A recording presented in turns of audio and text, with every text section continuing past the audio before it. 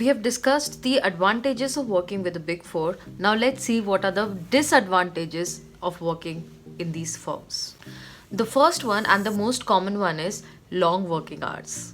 I think आप सबने भी सुना होगा कि there are no fixed working hours in a Big Four. अगर काम complete करना है तो complete करना है. It doesn't matter what the time is. It doesn't matter if it's a weekend. The work has to be done means it has to be done.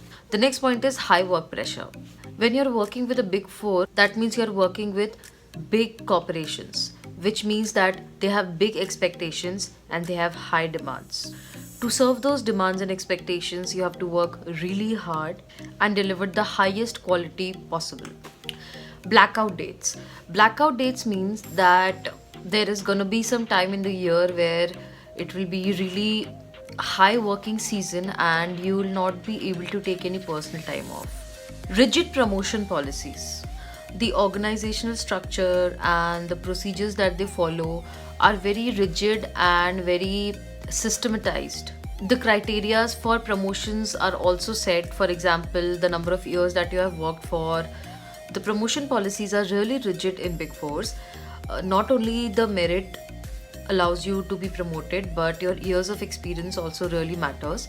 बहुत सारे factors होते हैं जो प्रमोशन में कंसिडर होते हैं. Suppose you're a manager and after being promoted you'll become a senior manager, so they'll see that do they really need a senior manager right now, do they have the right budget to do it, and a lot of other factors. And you have to prove yourself at every point, every year, at every step to be promoted. But again, it is more on case to case basis, so you cannot say that there is one situation and it is going to happen with everyone.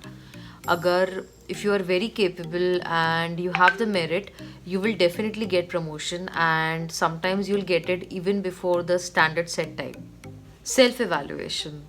For every work you do, every project you do, you have to give a login for R2R log for specific clients. So you have to create basically a self evaluation for yourself, which is not very easy. It's very difficult and time consuming.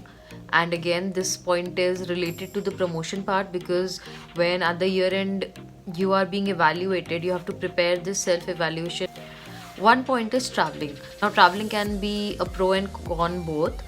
It depends on whether you like to travel or not. And as I told you in the beginning that there is a huge variety of profiles available in Big Four. So traveling doesn't come with every job that you do at Big Four. It depends on the kind of profile you are at. For example, if you are in taxation, there are some parts of tax where you'll have to travel, but not in all.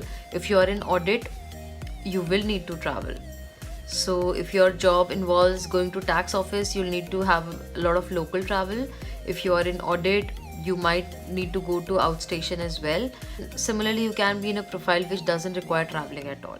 The last point is lack of variety in the work. You might be spending more than 80% of your time on the same kind of work, on the same client, and maybe you are doing the same thing for several years, especially if you have a high profile large client.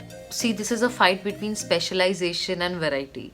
So you will definitely specialize in something, but you will not be able to have any variety. Sometimes it also gets tedious and less interesting to keep on working for the same client, the same kind of work.